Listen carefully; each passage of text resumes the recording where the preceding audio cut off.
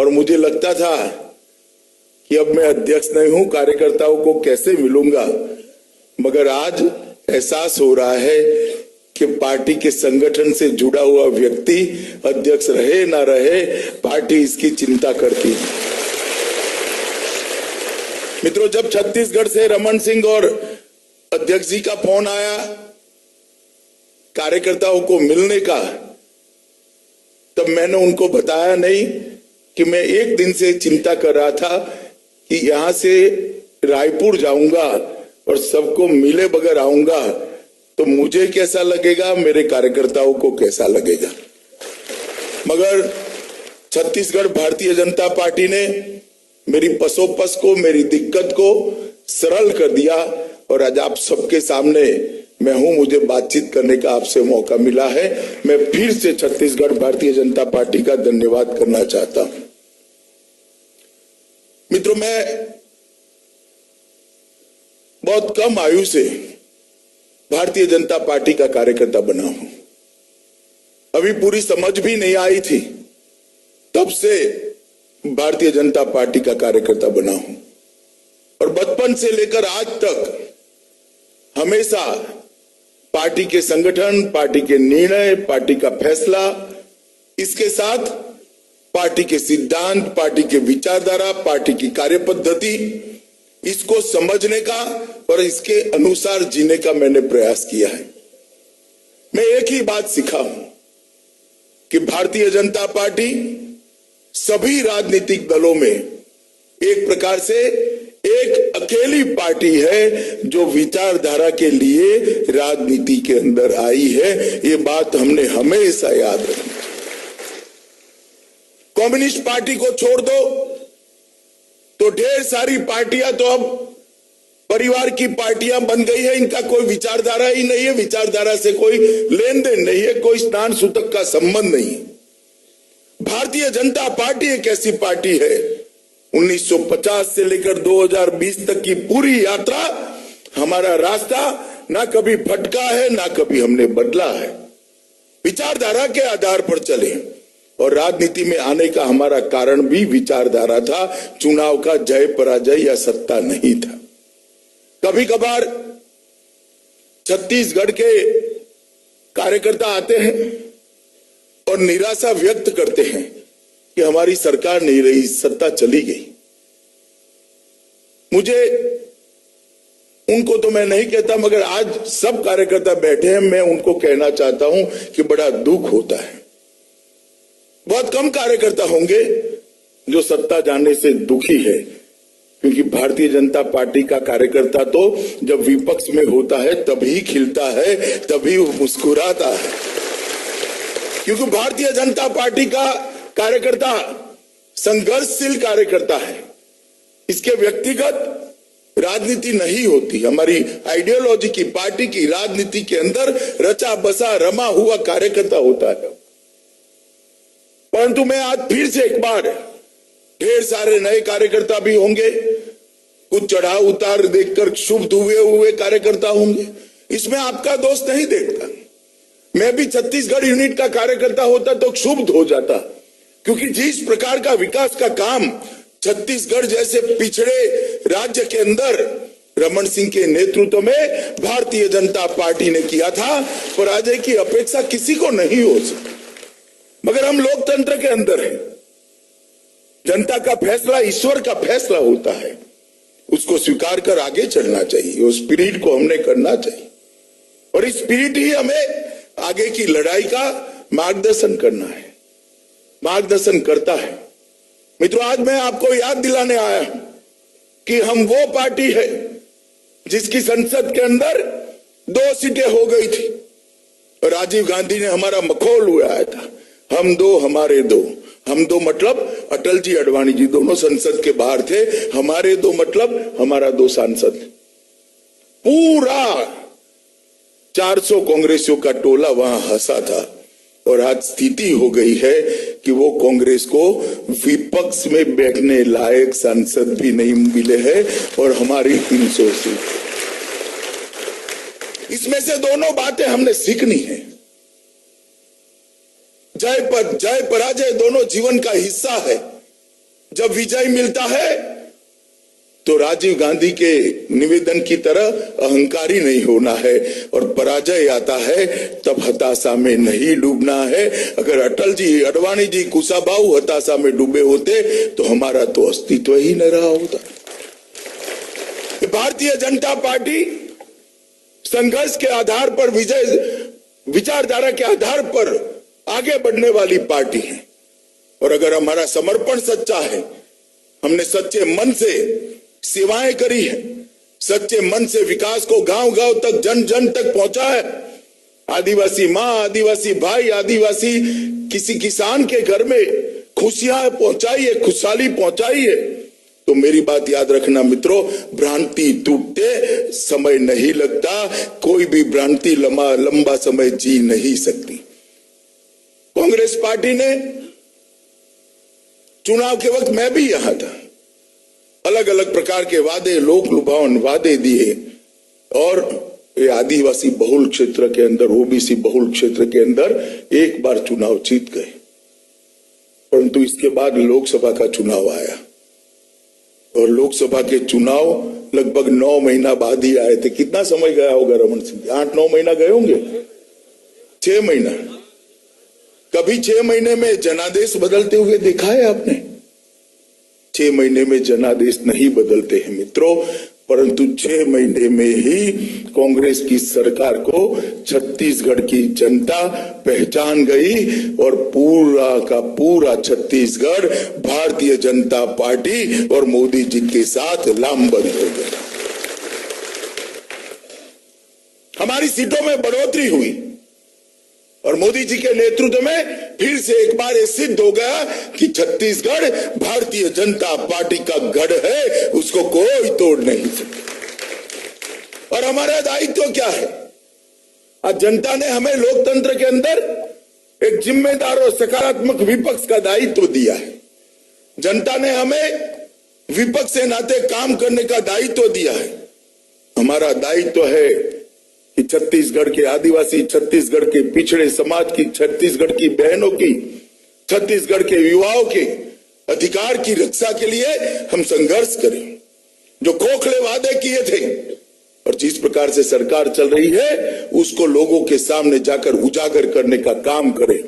और केंद्र सरकार की हमारी नीतियां, केंद्र सरकार के हमारे कार्यक्रम, केंद्र सरकार की हमारी योजना, और रमन सिंह सरकार ने 15 साल जो काम किया, इसकी उपलब्धियां लेकर आलस करे बगैर जनता के बीच में जाए। ये करते हैं तभी हम छत्तीसगढ़ यूनिट को आगे बढ़ा सकते। और मैं आपको कहने आया हूं मित्रों, जय पराजय तो 90 के बाद हमारे सुनने में आया। पहले कभी 67 में जय हुआ था, 90 के बाद हमारे सुनने में आए। पहले तो हमारे भाग्य में पराजय ही पराजय होता था। उस वक्त कैसे काम करा होगा हमारे कार्यकर्ताओं ने? कहां से ऊर्जा प्राप्त करी होगी, कहां से प्रेरणा प्राप्त करी होगी? उनके काम करने का कारण क्या होगा? उनकी गति की ऊर्जा का कारण क्या होगा? उनकी गति की ऊर्जा का कारण, उनके काम करने का कारण और प्रेरणा जहां से प्राप्त हुई, एक केवल और केवल हमारी विचारधारा थी, भारत माता का कल्याण था। और इसी के आधार पर हम 2 सीट से आज फिर से 2 बार एक के बाद एक 2 चुनाव में पूर्ण बहुमत के साथ देश में सरकार बनाए हुए। मित्रों, आज मैं छत्तीसगढ़ भारतीय जनता पार्टी के कार्यकर्ताओं को कहने आया हूं कि चुनाव का जय पराजय भारतीय जनता पार्टी का भाग्य तय नहीं कर सकता। भारतीय जनता पार्टी का भाग्य हमारे कार्यकर्ताओं की निष्ठा, हमारे कार्यकर्ताओं का परिश्रम और हमारे कार्यकर्ताओं का पराक्रम तय कर सकता है, कभी जय पराजय तय नहीं कर सकता। और आज इस सभागार में बैठे हुए लोग और कार्यालय में और जगह पे बैठकर मुझे जो सुन रहे हैं वो लोग, सभी कार्यकर्ताओं से मैं निवेदन करने आया हूं कि हम भारतीय जनता पार्टी के कार्यकर्ता है। चुनाव का पराजय हमें हतोत्साह नहीं कर सकता। और पराजय भी इतना बड़ा नहीं है, 5 महीने का पराजय।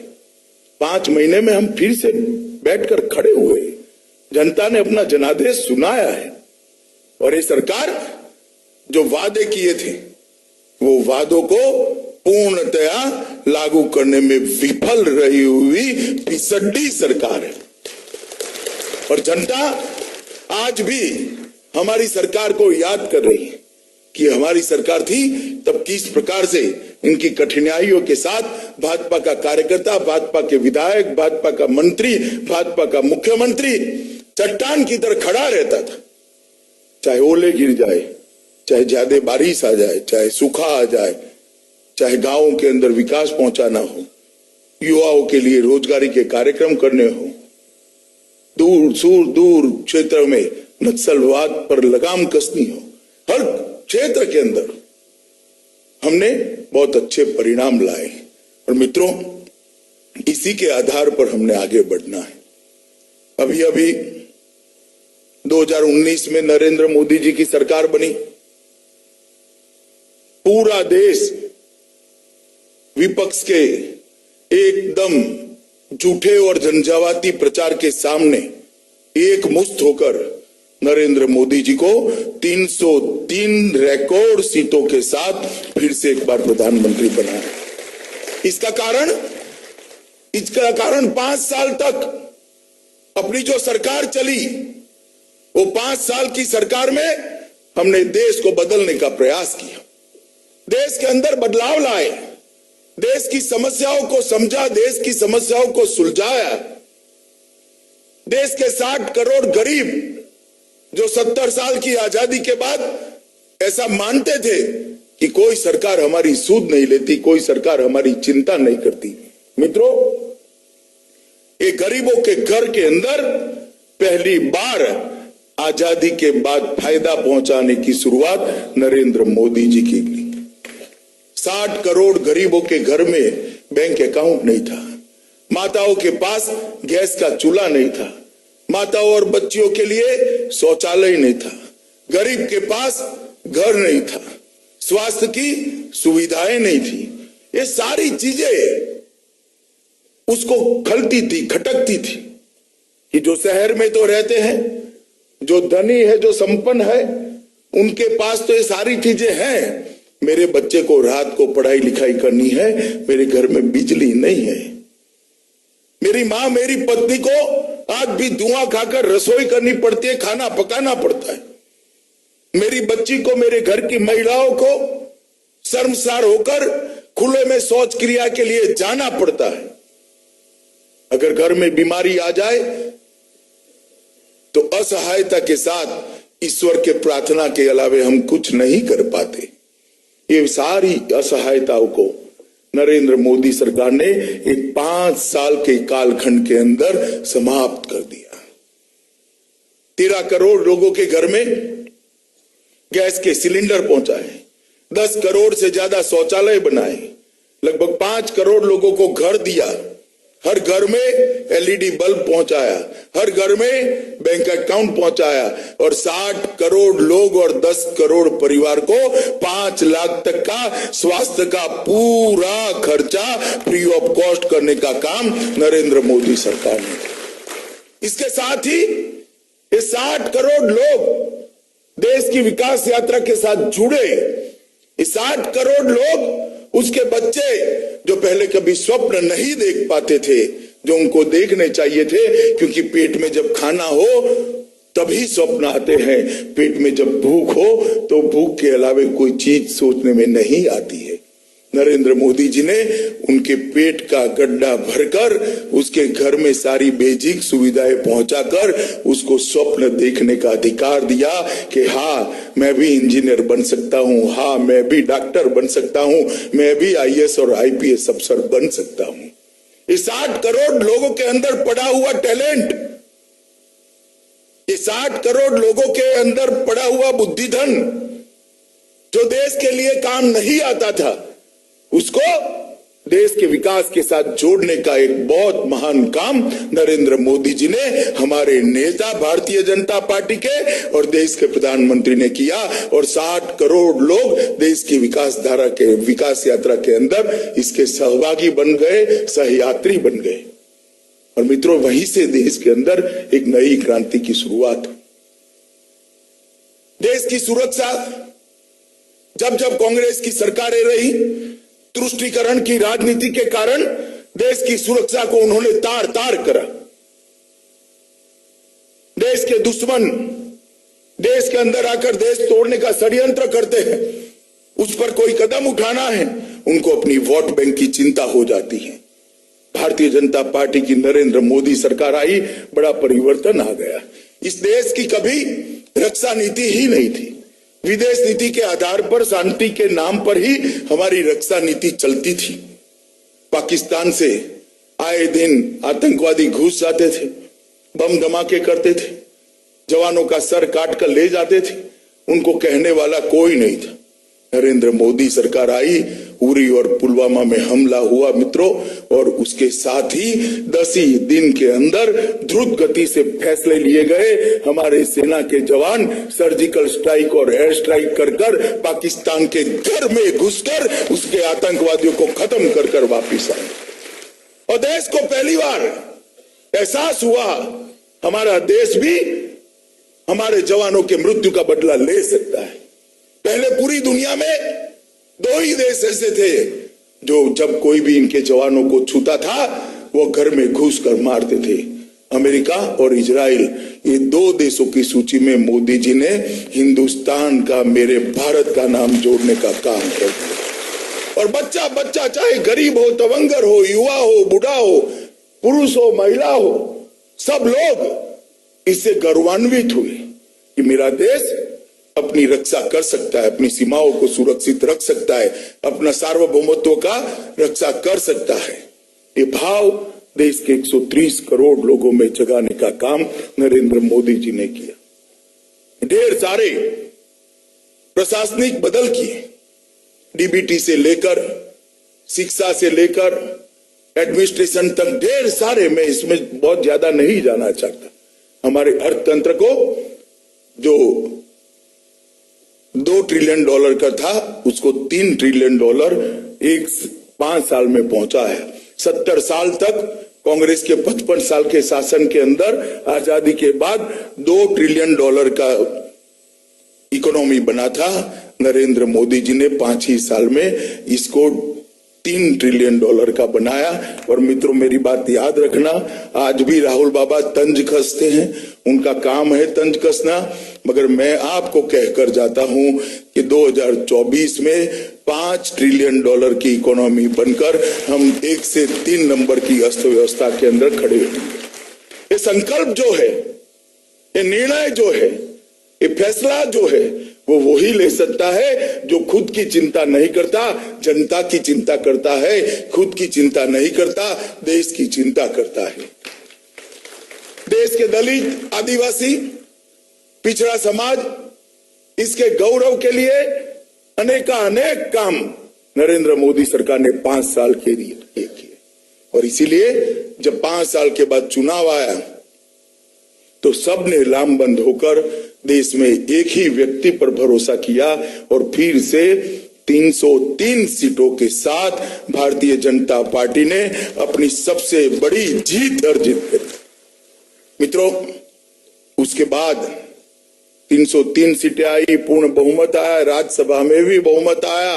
और 70 साल के बाद जो हमारे सारे लंबित देश की सुरक्षा से जुड़े हुए हमारे वैचारिक मुद्दे थे, एक के बाद एक नरेंद्र भाई ने उनको हाथ में लेना शुरू किया। हम सब छोटे छोटे कार्यकर्ता थे। मैं 13 साल का था, ना श्यामा प्रसाद मुखर्जी कौन है वो मालूम था, ना कुछ मालूम था। नारे लगाते थे, जहां हुए बलिदान मुखर्जी वो कश्मीर हमारा है। वो नारे लगाते थे और वो नारे से ही रक्त के अंदर, दिमाग के अंदर, मन के अंदर, सोच प्रक्रिया के अंदर एक संस्कार का सिंचन हुआ था। और वो हमारे जीवन के कई सारे लक्ष्यों में से एक लक्ष्य बन जाता था। करोड़ों कार्यकर्ता का लक्ष्य था कि इस देश का मुकुटमणि, भारत माता का मुकुटमणि कश्मीर इस देश का अभिन्न हिस्सा बने। मित्रों, धारा 370 और 35 से हटाना कश्मीर से कन्याकुमारी और अटक से कटक तक पूरे देश की इच्छा थी। मगर कोई इसको छूने की हिम्मत नहीं करता था। सबको अपनी वोट बैंक प्यारी थी। नरेंद्र मोदी जी को दोनों सदन में बहुमत मिला। तनिक मात्र भी देर करे बगैर पहले ही सेशन के अंदर 5 अगस्त 2019 को संसद के अंदर धारा 370 और 35 को उखाड़ कर फेंक दी। विपक्ष कहता था खून की नदियां बह जाएगी, नरसंहार हो जाएंगे। आज मैं पूछना चाहता हूं क्या हुआ भाई? एक भी गोली नहीं चलानी पड़ी। हमारा कश्मीर हंसता डोलता सुरक्षित आज भी भारत माता के मुकुट नाते बैठा है। और मित्रों, अभी 26 जनवरी आई। 26 जनवरी को हर बार कश्मीर में 2 झंडे देखते थे। इस 26 जनवरी को मैंने तो विशेष रूप से घर पे जाकर कश्मीर का ध्वजवंदन देखा और अकेला हमारा तिरंगा जब आसमान में लहरा रहा था, दिल को बहुत बड़ा सुकून मिला कि आज हमारा कश्मीर भारत का अभिन्न अंग हो गया है। 70 साल से और विशेषकर 85 से साहबानों इस देश की मुस्लिम माताओं बहनों की लड़ाई लड़ी कि ट्रिपल तलाक इस देश में नहीं होना चाहिए। ढेर सारे मुस्लिम राष्ट्रों ने ट्रिपल तलाक को हटा दिया था। मुस्लिम समाज की माताओं को बहनों को एक समान अधिकार मिलना चाहिए, मगर कोई उसको छूने की हिम्मत नहीं करता था। मोदी जी ने उसी सेशन के अंदर त्रिपल तलाक को खत्म कर कर करोड़ों मुस्लिम बहनों को उनका अधिकार देने का काम किया। मित्रों, इसी प्रकार से राम जन्मभूमि का फैसला, राम जन्मभूमि देश भर के करोड़ों लोग और दुनिया में जहां भारतीय रहता है वो सभी लोग चाहते थे कि वो जगह जहां प्रभु श्री राम का जन्म बना था वहां एक भव्य मंदिर बनना चाहिए।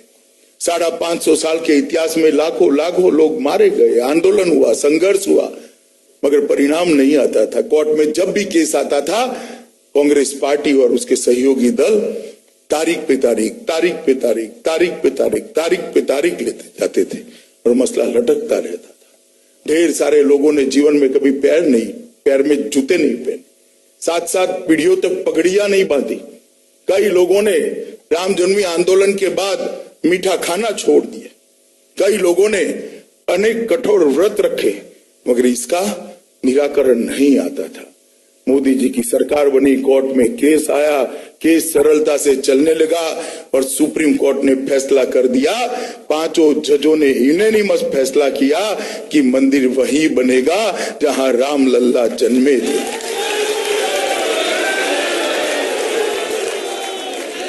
और मित्रों, मैं तो राम के नैनियाल में आया हूं आज। छत्तीसगढ़ का तो श्री राम से रिश्ता है और आपके भांजे का मंदिर अयोध्या के अंदर बने, इसके लिए सारी व्यवस्था हो गई है। 4 महीने के अंदर, मेरी बात ध्यान से सुनना, 4 महीने के अंदर आसमान को छूने वाले भव्य प्रभु श्री राम के मंदिर बनाने की शुरुआत हो जाएगी।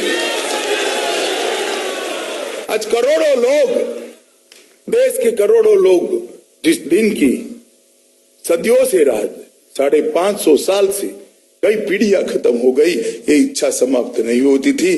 वो इच्छा भी आज नरेंद्र मोदी जी के शासन में, और हम सब बहुत भाग्यशाली है कि हमारे जीवन में देह रहते हम प्रभु श्री राम का मंदिर वहां पर देख पाएंगे। ये हम सब के लिए बड़ा सौभाग्य का विषय है। और अभी एक बवाल चला रहे सीएए पर, भ्रम फैला रहे हैं, विरोध कर रहे हैं, लोगों को दंगे के लिए उकसा रहे हैं, इस देश के मुसलमान भाइयों को, माइनॉरिटी को उकसा रहे हैं कि आपकी नागरिकता चली जाएगी। मैं आज इस कार्यक्रम में सार्वजनिक रूप से कहने आया हूं, भारत में जन्मे, भारत में रहे, भारत के नागरिक, किसी भी मुसलमान की नागरिकता जाने का कोई सवाल ही नहीं। उनका इतना अधिकार है जितना हमारा है, ये सबका अधिकार है। नागरिकता लेने का इस कानून में कोई प्रावधान ही नहीं। मुझे जरा राहुल बाबा बता दे, सिटीजनशिप अमेंडमेंट बिल की कौन सी धारा से आप ड्रॉ कर रहे हो, कौन सी धारा पढ़ रहे हो जिससे इस देश के मुसलमान का नागरिकता चला जाएगा? किसी की भी नागरिकता जाने का सवाल ही नहीं है। ये भ्रम फैला रहे हैं, डरा रहे हैं लोगों को। मित्रों, सिटीजनशिप अमेंडमेंट बिल क्या है? सिटीजनशिप अमेंडमेंट बिल है कि जब देश के दो टुकड़े हुए, भारत, पाकिस्तान, अफगानिस्तान और बांग्लादेश, इतने देश बने, और वहां पर जो हिंदू, सिख, बौद्ध, पारसी, जैन, ईसाई रह गए थे, उन पर वहां की सरकारों ने अत्याचार करना शुरू किया। परिवारजनों के सामने परिवार की महिलाओं को बेइज्जत किया, छोटी छोटी बच्चियों को उठाकर ले गए, उनका निकाह पढ़वा दिया, धर्म परिवर्तन कर दिया गया, उनकी घर छीन लिए, इनकी संपत्तियां छीन ली। जो करोड़ों के आसामी थे यहां आकर भीख मांगने के लिए मजबूर हो गए, उनको मार दिया गया। भगवान बुद्ध के आसमान को छूते हुए पुतले पर तोप के गोले दाग दिए, बड़े बड़े मंदिर तोड़ दिए। और इतनी प्रताड़ना सहने के बाद वो हिंदू, बौद्ध, सिख, जैन, पारसी, ईसाई यहां आए, असहाय होकर आए।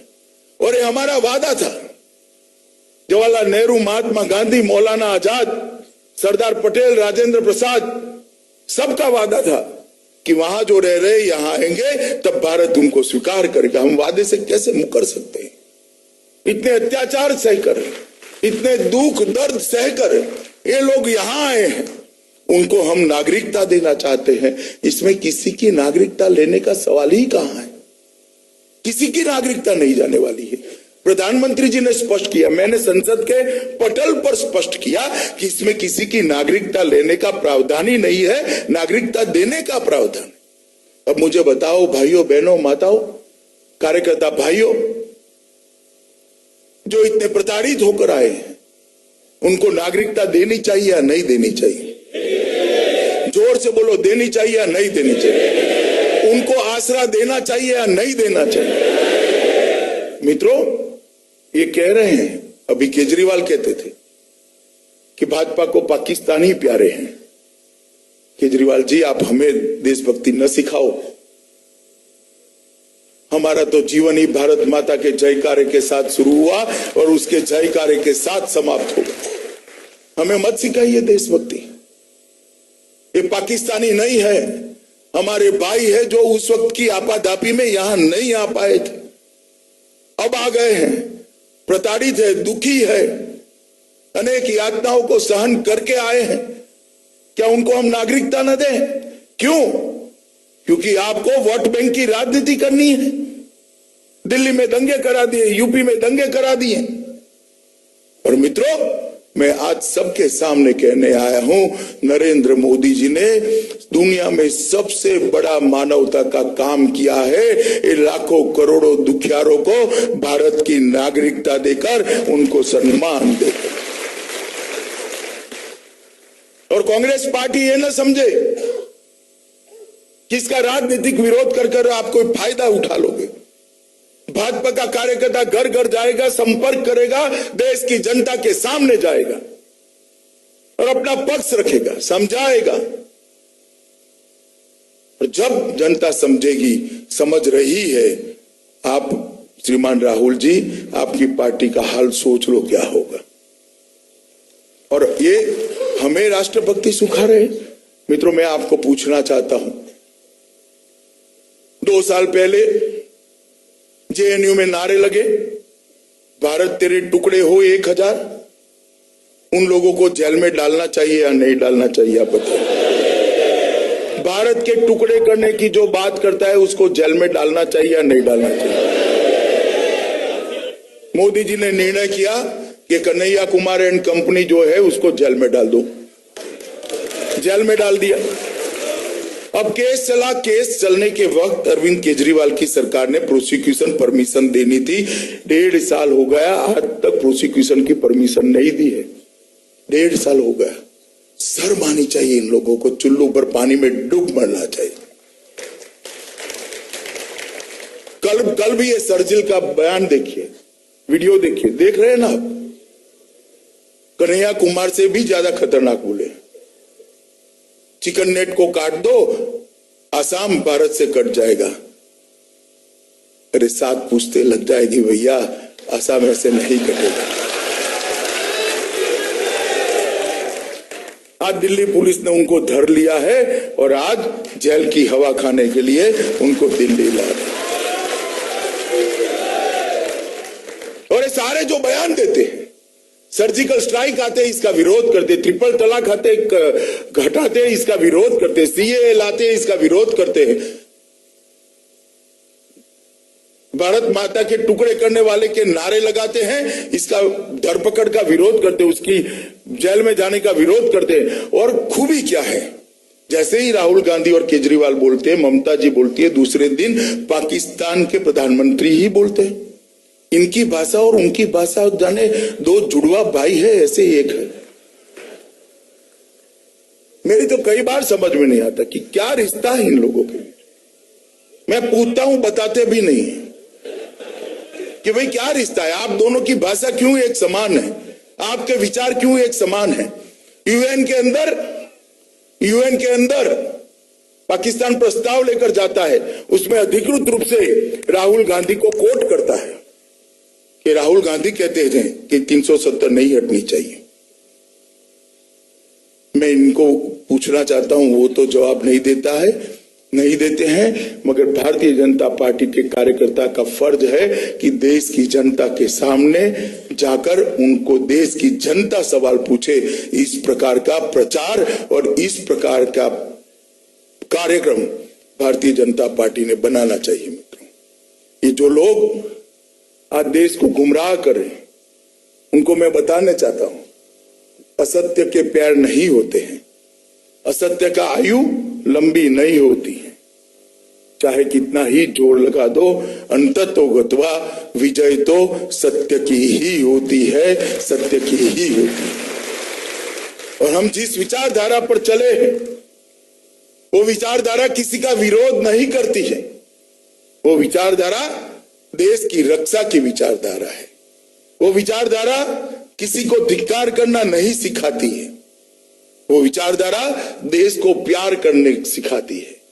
अगर आपको इतना मौलिक अंतर भी मालूम नहीं है तो आपको राजनीति के अंदर ठीक से क ख ग सीखना पड़ेगा राहुल बाबा, तब जाकर आपको मालूम पड़ेगा। मित्रों, मोदी जी के नेतृत्व में अनेक मोर्चों पर देश ने ढेर सारे कार्यक्रम करे और हम आगे बढ़ रहे हैं। मैं आज भारतीय जनता पार्टी के सब कार्यकर्ताओं को विश्वास दिलाने आया हूं कि तत्कालीन पराजय जो छत्तीसगढ़ के हुई है, इससे हमें हौसला खोने की जरूरत नहीं है। हम तो अमृत पिए हुए लोग हैं, जिसका मृत्यु ही संभव नहीं, क्योंकि हमारा जय पराजय व्यक्ति का नहीं होता, मृत्यु व्यक्ति की होती है। विचारधारा अजर होती है, अमर होती है, अपराजित होती है।